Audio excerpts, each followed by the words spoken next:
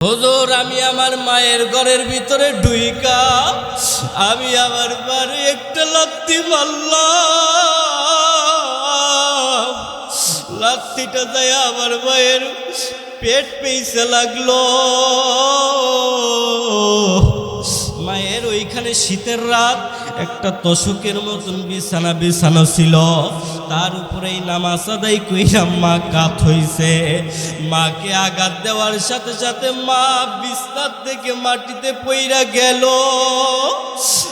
আর মা আমারে ডাক দিয়ে বলল, এটা তুই কি করলি? কার কথায় তুই আমারে আঘাত করলি? কার কথায় তুই আমারে আজকে মারলি? শীতের রাত আমি কিছুক্ষণ আলোচনা করিয়া আলোচনার ইতি টানব, আর বাইরে মনোযোগ দিবেন না কেউ। বাবাজি দেখেন না একটু আলোচনা শুনতে পারেন কিনা, দেখেন না একটু চোখ দিয়ে পানি বের করতে পারেন কিনা। আজকের এই জান্নাতি বাগান, এই জান্নাতি বাগান থেকে আপনি যদি আপনার চোখ দিয়ে এক ফোঁটা পানি ছেড়ে দিতে পারেন, এই চোখের পানির ওসিলায় আল্লাহ মাফ করতে পারে কি পারে না? বলেন পারে কি পারে না? চোখের পানি আল্লাহ তাআলা ফেরত দেয় না। বান্দার অন্য ইবাদত যদি আল্লাহ তাআলা কবুল নাও করে, আল্লাহ তাআলা চোখের পানি ফেরত দিবে না। কথা বলেন ঠিক কিনা? এই জন্য বাবাজি এখনো যারা এদিক সেদিকে ঘোরাফেরা করছেন, আপনাদেরকে অনুরোধ করে বলি, আর বাইরে থাকবেন না, আসেন না, আজকের জান্নাতি বাগানে এসে বসেন। আসেন না, আজকের জান্নাতি বাগানে এসে বসে আপনার জীবনটাকে পরিবর্তন করতে পারেন কিনা দেখেন। মনটা নরম কইরা দেখেন না, মনটা নরম কইরা চোখ দিয়ে পানি ফেলতে পারেন কিনা দেখেন না। মনটা নরম কইরা আল্লাহর কাছে ক্ষমা চাইতে পারেন কিনা। আরে বন্ধু, আজকে মাদ্রাসার মাহফিল, আল্লাহু আকবার। এই মাদ্রাসায় কি শিখা হয়? এই মাদ্রাসায় কি শিখানো হয়? এই মাদ্রাসায় আপনার বাচ্চাকে কেন দিবেন? এই মাদ্রাসায় আপনার বাচ্চাকে দেওয়ার কারণে কি লাভ হবে? এই মাদ্রাসায় আপনার বাচ্চাকে দিলে কি উপকার হবে? আমার বন্ধু ওলামায়ে কেরাম আছেন এখানে, ওলামায়ে কেরামদের কাছে শুনে নেবেন। আসমানের নিচেই জমিনের উপরে একটা যত তাফসিরের কিতাব আছে, ওই তাফসিরের ভিতরে বড় একটা কিতাবের নাম, বড় তাফসির হলো তাফসিরে কাবি। এই তাফসিরে কাবির মুসান্নিফ ফখরুদ্দীন রাজি রহমাতুল্লাহি আলাইহি তার কিতাবের মধ্যে লেখেন, আমার কথা কি বুঝতে পারতেছেন বাবাজি? পারতেছেন? এই আসমানের নিচেই জমিনের উপরে বড় একটা তাফসিরের কিতাব, যেই তাফসিরের কিতাবের নাম হলো তাফসিরে কাবি। এই তাফসিরের মুসান্নিফ মানে তাফসিরের লেখক ফখরুদ্দীন রাজি রহমাতুল্লাহি আলাইহি তার কিতাবের মধ্যে লেখেন, বাবাজি একটু আমার আলোচনাগুলো বোঝার চেষ্টা করবেন। মুসান্নিফ তার কিতাবের মধ্যে লেখেন, আল্লাহর কোন এক পয়গম্বর আল্লাহ তাআলার হুকুমে তার কিছু কাজ করার জন্য রাস্তা দিয়ে যাচ্ছেন। রাস্তা দিয়ে যাওয়ার পর পথিমধ্যেই একটা কবর দেখতে পাইলেন। এই কবরের ভিতরে ধাউ ধাউ করে জাহান্নামের আগুন জ্বলতেছিল। কবরের ভিতরে ধাউ ধাউ করে আগুন জ্বলতেছে, কবরের ভিতরে আযাব হচ্ছে। আল্লাহর নবী বুঝতে পারলেন এই কবরে কঠিন থেকে কঠিন আযাব হচ্ছে। আল্লাহর নবী কাউকে কিছু না বইলা তার কাজের দিকে চলিয়া গেলেন। তার কাজের দিকে চলিয়া যাওয়ার পর, তার কাজগুলো শেষ হয়ে যাওয়ার পর আবার যখন রিটার্ন আসতেছেন, ফেরত আসতেছেন, এই আল্লাহর নবী চিন্তা করলেন, আমি ফেরত যাচ্ছি, আমি যাওয়ার সময় আবার খবর নিব ওই কবরের কি অবস্থা, কবরের ভিতরে কি হালাত। এবার আল্লাহর পয়গম্বর আল্লাহর নবী রাস্তা দিয়ে ফেরার সময় ওই কবরের পাশ দিয়ে যখন যাচ্ছেন, কবরের কাছে যখন আসলেন, কবরের কাছে আইসা দেখলেন যাওয়ার সময় যেই কবরে দেখলেন ধাউ ধাউ করে আগুন জ্বলতেছিল। এখন আর এই কবরে আগুন নাই, এখন আর এই কবরের ভিতরে আযাব হচ্ছে না। এবার আল্লাহর পয়গম্বর, আল্লাহর নবী আল্লাহরে ডাক দিয়ে বলে, ওগো আল্লাহ, যাওয়ার সময় দেখলাম এই কবরের ভিতরে ধাউ ধাউ কইরা আগুন জ্বলতেছে, এবার ফেরার সময় দেখি আগুন নাই, এই কবরওয়ালা জান্নাতি বিছানায় ঘুমায়। ওগো আল্লাহ, যাওয়ার সময় দেখলাম আগুন, এখন আর আগুন নাই। আগুন না থাকার কারণ আর আগুন থাকার কারণ কি? আল্লাহ পাক রব্বুল আলামিন নবীরে ডাক দিয়ে বলে, নবী, এই কবরে আপনি যাওয়ার সময় আগুন দেখছেন, এখন কবরে আগুন নাই। আল্লাহু আকবার। এই কবরওয়ালা জাহান্নামী ছিল। এই কবরওয়ালা যখন মৃত্যুবরণ করে, তার স্ত্রীর পেটে বাচ্চা ছিল, তখন কবরওয়ালা স্ত্রীর পেটে বাচ্চা রেখে মৃত্যুবরণ করে। এই লোকটা গুনাহগার ছিল, কবরের ভিতরে আযাব হইতেছিল। ওই বাচ্চাটা কিছুদিন পর দুনিয়াতে আসলেন। দুনিয়াতে আসার পর দেখতে দেখতে দেখতে দেখতে বাচ্চাটা বড় হতে লাগলো। যখন বাচ্চাটা বড় হয়ে গেল, বাচ্চাটা যখন সব কিছু বুঝতে পারে, তখন এই বাচ্চার মা এই বাচ্চাটাকে স্কুলে ভর্তি করে নাই, এই বাচ্চাটাকে এমন করে দুনিয়ার কোনো লাইনে ভর্তি করে নাই। এই বাচ্চাটাকে আমার কালামুল্লাহ, আমার বাণী শিখার জন্য মাদ্রাসায় ভর্তি করেছে। এই বাচ্চাটা মাদ্রাসায় যায়া আমার নামের কয়েকটা অক্ষর যখন হুজুর তাকে পড়ায়া দিল, এই বাচ্চাটা এই কয়েকটা অক্ষর পড়ার সাথে সাথেই আমি আল্লাহ এই বাচ্চার কবরে, বাচ্চার বাবার কবরের আযাব মাফ করে দিয়েছি। সুবহানাল্লাহ। এই বাক্যটুকু কি একটু শোনার দরকার আছে না নাই? মুরব্বী, আমার কথাই বেজার হবেন না। আল্লাহ আপনাদের দোয়াই কবুল করেছে। প্রায় দিনই মাহফিল থাকে, আমাদের এই গলাটা ভালো রাখার দরকার। ফরিদপুর থেকে এত শীতের ভিতরে গাড়ি চালায় আসছি, আস্তে কথা বলার পর মাইকে নিলে আমাদের জন্য সুবিধা হয়। চিল্লায়া কথা বললে আমাদের গলায় সমস্যা হয়, গলায় অনেক সমস্যা দেখা দেয়। এ মুরব্বী, কোনো দিকে নজর নাই। এবার আল্লাহর পয়গম্বর, মনে আছে তো কোন ঘটনাটা? আল্লাহর পয়গম্বর চোখ দিয়ে পানি ছাইরা ছাইরা কান্দে, দাড়ি বায়া বায়া পানি পড়ে।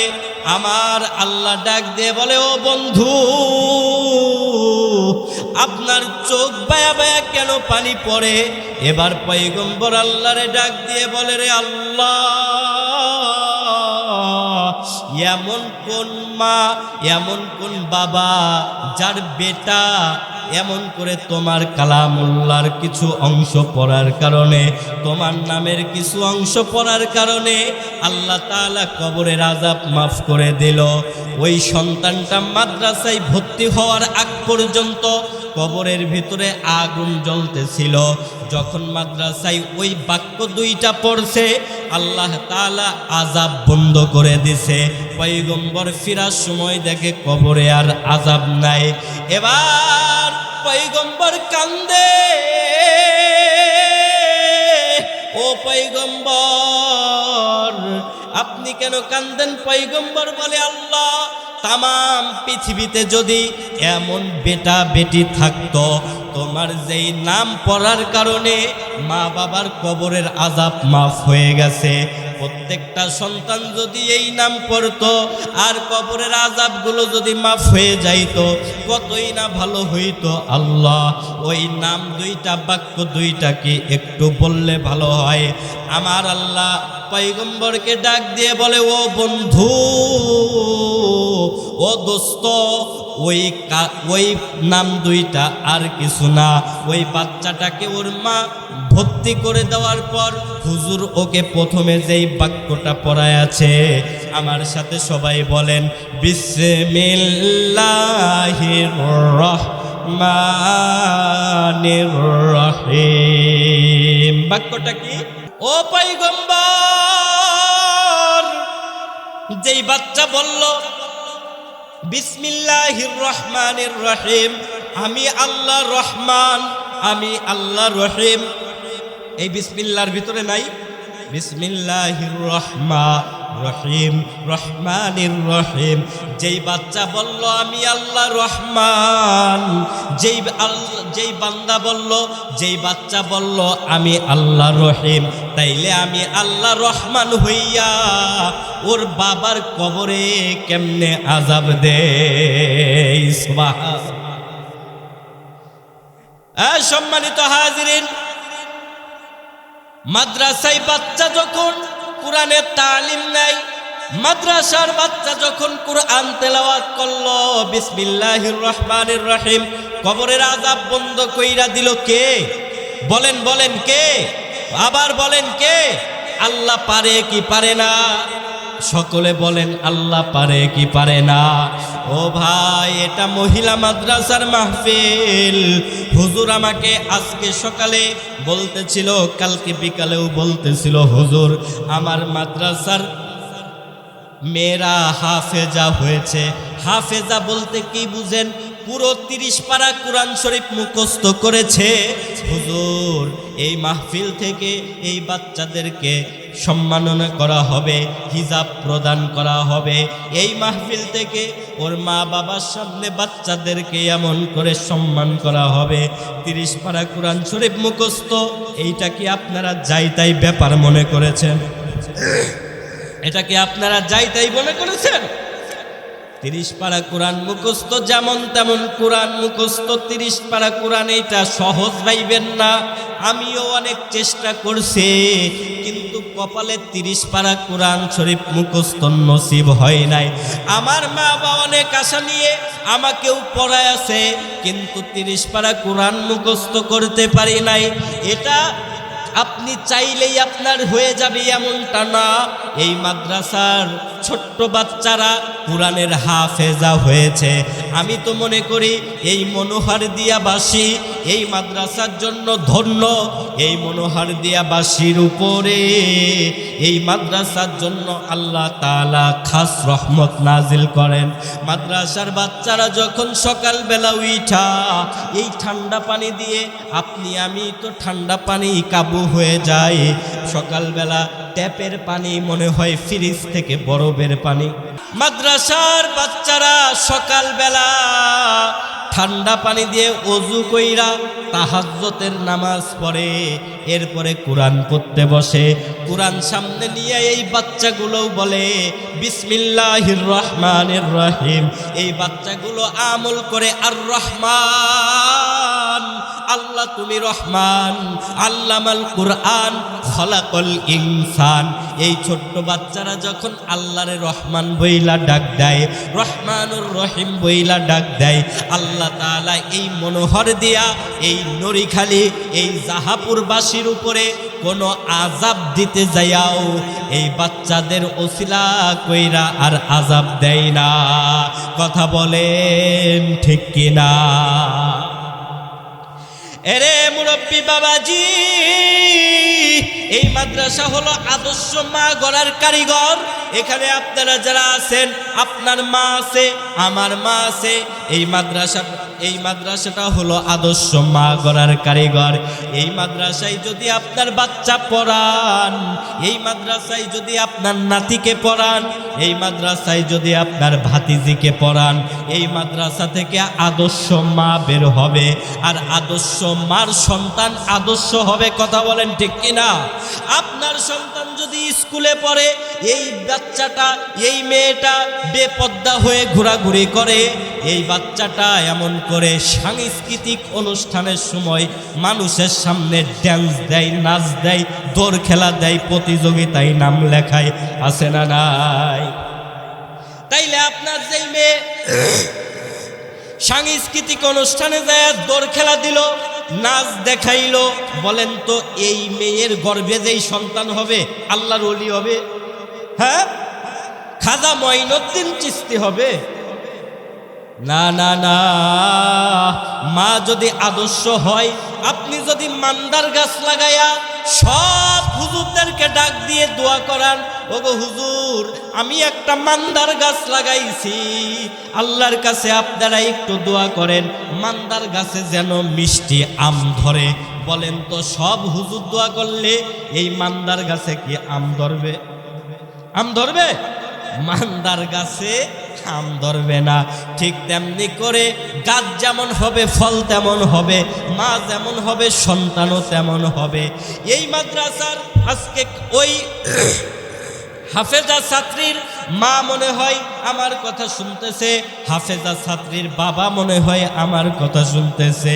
কোন গর্ভবতী মা, কোন বাবা যার মেয়ে আজকে কোরআনের হাফেজ হলো, যার মেয়ে আজকে এমন করে হাফেজ হওয়ার পর হাফেজা হওয়ার পর যেই সম্মাননা ওই সম্মাননা পাবে। আল্লাহু আকবার। এই যে এই মাদ্রাসা থেকে যেই মাগুলো তৈরি হবে, এর দ্বারা পরবর্তী জেনারেশন যারা, এর দ্বারা পরবর্তী সন্তান যারা, তারা ভালো একটা মা পাবে। আল্লাহু আকবার। মা যদি ভালো হয় সন্তানও ভালো হবে, মা যদি খারাপ হয় সন্তান খারাপ হবে। আমাদের এখানে আমরা যারা আছি আমাদের মা ভালো বিধায় আল্লাহ তাআলা আজকে আমাদেরকে এই জান্নাতি বাগানে কবুল করেছে। কথা বলেন ঠিক কিনা? এখানে মা আছে কার কার একটু হাত তুলেন। মা আছে কার কার একটু হাত তুলেন। আপনাদের মা নাই হাত নামান। বাবা আছে কার কার একটু হাত তুলেন। বাবা আছে কার কার? আল্লাহু আকবার। অনেকের বাবা, মাত্র 2 জনের বাবা আছে। এই ময়দানে যারা আছেন অনেকের মা নাই, অনেকের মা আছে, অনেকের বাবা নাই, অনেকের বাবা আছে। ও বাবাজি, আমি আলোচনাটা মজবুত করে করতে চেয়েছিলাম, কিন্তু আমার কথা বলতে অনেক কষ্ট হয়েছে, এই জন্য আমি ওইভাবে কথাটা সাজায়ে আনতে পারতেছি না। এরপরেও মার কথা স্মরণ কইরা মার ব্যাপারে কয়েকটা কথা বলবো। মার কথা স্মরণ কইরা আপনি যদি আপনার মনটা নরম কইরা আপনার চোখ দিয়ে পানি ছাইরা মার জন্য দোয়া করেন, আল্লাহ বলেন তো মা বাবার জীবিত থাকলে হায়াতের মধ্যে বরকত দিতে পারে কি পারে না? মা বাবা মৃত্যুবরণ করলে ওই মা বাবার কবরটাকে মাফ করতে পারে কি পারে না? আল্লাহ পাক রব্বুল আলামিন বলেন, ওয়াকাদা রব্বুকা আল্লা তা'বুদু ওয়াকাদা রব্বুকা আল্লা তা'বুদু ইল্লা ইয়াহু ওয়া বিল ওয়ালিদাইনি ইহসানা।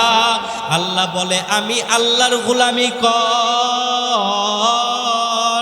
আর মা বাবার খেদমত কর। আল্লাহর গোলামির পরেই আল্লাহ তাআলা বললেন মা বাবার খেদমত কর। মা বাবা নিয়ে যেহেতু কথা উঠে গেল, ও বাবাজি আপনাদের সামনে আমি মা বাবা নিয়ে কিছু কথা বলবো। এখানে আমি জানি না কার মা নাই, এই মজলিসে আমি জানি না কার বাবা নাই। দেখেন না মার কথা মনে কইরা চোখ দিয়ে একটু পানি বের করতে পারেন কিনা? আল্লাহর নবী বলে, ও উম্মত, কান্না না আসলে কান্নার বাহানা করো, কান্না না আসলে কান্নার ভাব ধরো। যদি তোমার কান্না না আসে তাইলে কান্নার বাহানা করো। আর যারা কাঁদবে তাদের কপালটা কত ভালো, আল্লাহ তাআলা তাদেরকে পছন্দ করছে, আল্লাহ তাদের দিলটাকে নরম কইরা দিছে। আর যার কান্না আসে না, গুনাহ করতে করতে মনে হয় দিলটা পাথর হয়ে গেছে। আল্লাহু আকবার, আল্লাহু আকবার। মা বাবার খেদমতের কথা কে বলেছে বলেন? বলেন না, কে বলেছে? কে বলেছে? মা বাবার খেদমতের কথা আল্লাহ বলেছে। আমরা এখানে যারা আছি কতজন মায়ের সাথে বিয়াদবি করি, কতজন বাবার সাথে বিয়াদবি করি। ও বাবাজি, আমার একজন চিনাশোনা মানুষ, ওই লোকটা আমাকে গত মাসে ডাক দিয়ে বলতেছে, হুজুর আপনার সাথে আমার কিছু কথা আছে, আমি আপনার সাথে পার্সোনাল একান্ত কিছু কথা বলতে চাই। এই লোকটা বাবাজি মাজুর মানুষ, অসুস্থ মানুষ। এই লোকটা আমাকে বলল, হুজুর আপনার সাথে আমি কিছু কথা বলতে চাই। আমি বললাম বাজান আমি একটু ব্যস্ত আছি, আপনার সাথে আমি পরে আলাপ করব। বলল হুজুর আপনি একটু আমার সাথে কথা বলিয়েন। আমি বললাম আচ্ছা ঠিক আছে। বাজান রে আমি ওই দিন মাহফিলে চলে গেলাম। পরের দিন আমি ওই লোকটাকে নামাজের সময় দেখলাম। ওই লোকটাকে দেখার পর আমি ডাক দিলাম, মুরব্বি আপনি না আমার সাথে কি কথা বলতে চেয়েছিলেন? আল্লাহু আকবার। মসজিদের ভিতরে যেই আমার হুজরাখানা, আমার যেই রুম, ওই রুমের ভিতরে মুরব্বিকে ডাক দিলাম। মুরব্বিকে ডাক দিয়ে বললাম, মুরব্বি বলেন আপনি কি বলতে চান? এই মুরব্বি মুহূর্তের মধ্যেই হাউমাউ করে কান্না করা শুরু করে দিল। এ বাবাজিরা, এই বাচ্চারা তোমরা হয় বসো নাইলে বাইরে যাও। মুরব্বি একটু আমার দিকে তাকান, আমার দিকে একটু নজর দেন। এই লোকটা মুরব্বি মানুষ, দাড়িগুলো পাইকে গেছে, হাউমাউ করে এই লোকটা কাঁদা শুরু করলো। আমি বললাম বাজান কাঁদেন কেন? এই মুরব্বি কান্না থামাইতে পারে না। কিছুক্ষণ প্রায় 2-4 মিনিট কান্না করার পর এবার আমি ওই লোকটাকে সান্ত্বনা দেওয়ার পর লোকটা আমারে ডাক দিয়ে বলে, হুজুর আমি আজকে আপনার কাছে যেই কথাটা বলতে চাই, হুজুর আমি অনেক অন্যায় করেছি, আমি অনেক পাপ করেছি। হুজুর গো আমি কি মাপ পাবো কিনা? আপনার সাথে আমি আমার অন্যায়ের কথাগুলো শেয়ার করতে চাই। আমি বললাম বাবা বলেন। এই লোকটা ডাক দিয়ে বলে, হুজুর আমি সরকারি একটা চাকরি করতাম, পানি গবেষণায় একটা ভালো পদে চাকরি করতাম। ওই সময় মাসে আমি প্রায় 25 থেকে 30 হাজার টাকা বেতন পাইতাম। আরো 8-10 বছর আগের কথা। এই লোকটা ডাক দিয়ে বলে, হুজুর আমার মায়ের সাথে আমার ভালো সম্পর্ক ছিল, কিন্তু আস্তে আস্তে আমার মায়ের সাথে সম্পর্ক দূর হয়ে গেল। আমি বললাম মুরব্বি কেন সম্পর্ক দূর হয়ে গেল? এই লোকটা ডাক দিয়ে বলে, হুজুর আমি দিন ভরে ডিউটি করার পর রাত্রেবেলা যখন বাড়িতে আসতাম, বাড়িতে আসার পর আমার বউ আমার কানে কানে বলতো, তোমার মা আমার সাথে এই ব্যবহার করেছে, তোমার মা মাছের বড় মাথাটা তোমার নাতির পাতে না দিয়া তোমার মা তোমার মায়ের পাতে উঠায়া নিছে, তোমার মা আমারে এই বলে সেই বলে অনেক খুঁটা দেয়। হুজুর আমার বউ আমার মায়ের নামে প্রতিদিন ঘ্যান ঘ্যান করত। আল্লাহু আকবার। একদিন অফিসের কাজ, অনেক লম্বা কাজ, অনেক টেনশনের কাজ। এই কাজগুলো করার পর আমি যখন রাত্রে বেলা টেনশনে বাসায় ফিরে আসলাম, বাসায় ফিরে আসার পর এবার আমার স্ত্রী আমাকে আজকে মায়ের নামে এমন বলল, মায়ের নামে এমন কথা বলল, আর আমাকে সত্য দিয়ে দিল, তুমি তোমার মাকে কিছু বলো না, তুমি তোমার মাকে নিয়ে কোনো অ্যাকশন নাও না। আজকে যদি তুমি তোমার মাকে কিছু না বলো তাইলে আমি কালকে সকালেই আমি আমার বাবার বাড়ি চলে যাব, আমি আর তোমার ভাত খাবো না। হুজুর আমি আমার বউয়ের কথা শুই না, আমি আমার মায়ের ঘরের ভিতরে চইলা গেলাম। আমি আমার মায়ের ঘরের ভিতরে যাই দেখি আমার মা যাই নামাজ বিছায়া নামাজ পইরা, আমার মা যাই নামাজের উপরেই ক্লান্ত শরীর নিয়ে শুয়ে পড়েছে। আমি কোনো দিকে নজর না দিয়া আমি আমার মায়ের ঘরে যাইয়া আমি আমার মাকে এমন জোরে একটা লাথি মারলাম,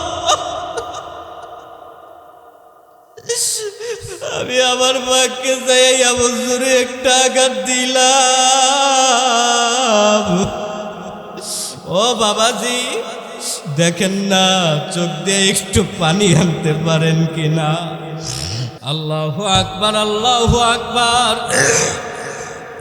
হুজুর আমি আমার মায়ের ঘরের ভিতরে ঢুইকা আমি আমার বারে একটা লাথি মারলাম।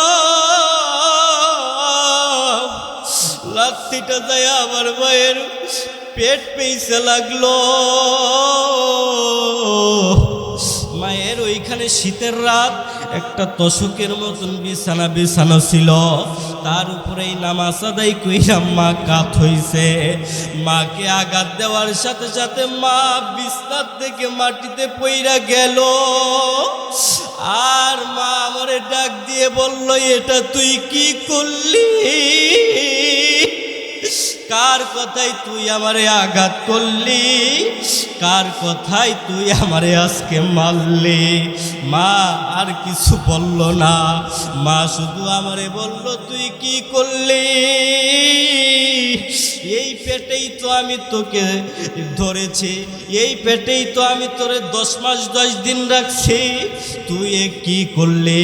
আমি আর মায়ের কথা না শুই না আমার বউয়ের কাছে চলে গেলাম, আমি আমার স্ত্রীর কাছে চলে গেলাম। আমি আমার স্ত্রীর কাছে যাওয়ার পর এবার আমার মাথায় একটু টেনশন ঢুইকা গেল। আহা, আমি কি আমার মায়ের সাথে কাজটা ঠিক করলাম? কিন্তু পাশের থেকে আমার স্ত্রী আমাকে বলতেছে, তুমি মন বেজার কইরো না, সব কিছু ঠিক হয়ে যাবে। সকালবেলা আমার মা এমন করে মাজার ব্যথায় আর দাঁড়াইতে পারে না। এলাকার মানুষজন আমাকে বাজে কথা বলা শুরু করলো। এই কুলাঙ্গার সন্তান, তুই তোর মার সাথে এত বেয়াদবি করলি, তোর মতন কুলাঙ্গার সন্তান আর কেউ হতে পারে না। হুজুর গো, আমি কারো কথাই কান্না দিয়া আমি যখন আবার বাড়িতে চলে আসলাম ডিউটি করার জন্য, আমি আবার যখন বের হয়ে যাব, আমার বউ আমারে ডাক দিয়ে বলল, তুমি আর মার কাছে এখন যাওয়া লাগবে না, মা তোমার উপরে রাগ করে আছে, তুমি অফিস থেকে ফিরে আসো, আমি আর তুমি দুইজনে মিলে মার কাছে মাফ চেয়ে নিব। হুজুর, ওইটাই ছিল আমার জীবনের শেষ ভুল, ওইটাই ছিল আমার জীবনের বড় ভুল। আমি আমার বউয়ের কথা শুই না, আমি আমার মার কাছে মাফ না চাইয়া অফিসে চলে গেলাম। আমার মা ওই ব্যথা নিয়া, আমি অফিস টাইমে বিকালবেলা আমার কাছে ফোন আসলো, আমার মা নাকি আর দুনিয়ায় না।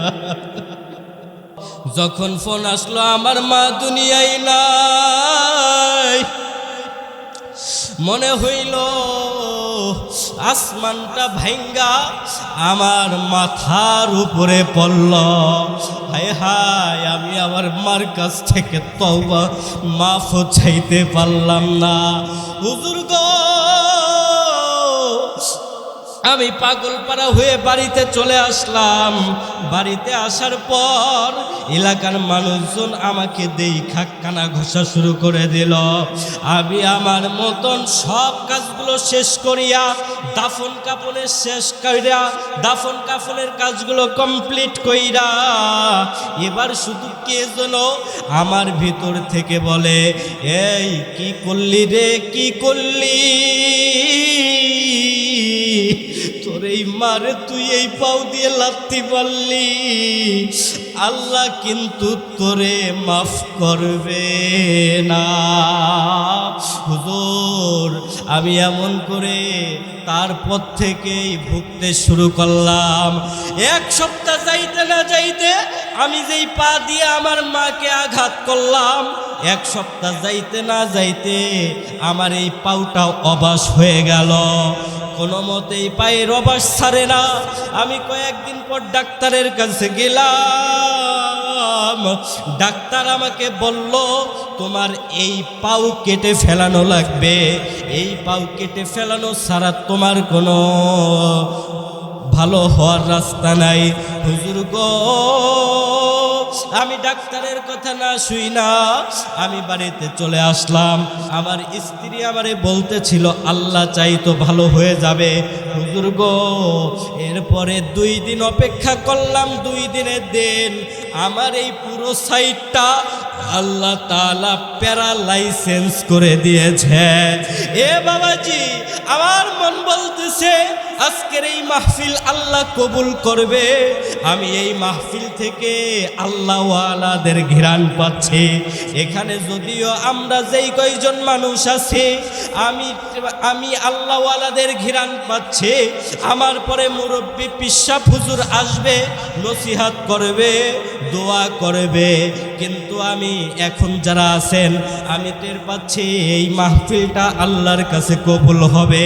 এখানে যারা আছেন মা পাগল, সকলে একবার আওয়াজ করে জোরে সোরে আল্লাহরে ডাক দেন না আল্লাহ।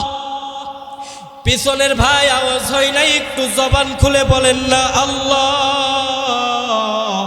আর একটু জোরে বলেন না আল্লাহ। বাবাজি, আজকে আমি খেয়াল করলাম অনেক মুরব্বীর চোখে পানি, অনেক মুরব্বী চোখ দিয়ে পানি ছাইরা দিছে। এ বাবা, কার মা নাই, কার বাবা নাই, কার মা বাবা দুইজনেই আছে। এই মা কত বড় নিয়ামত। মানুষ লক্ষ লক্ষ টাকা খরচ কইরা মক্কা মদিনায় হজ করতে যায়, আর আমার নবী বলেন কেউ যদি তার মায়ের চেহারার দিকে একবার নেক নজরে তাকায়, আল্লাহ তাআলা সাথে সাথে একটা কবুল হজের সওয়াব দিয়ে দেয়।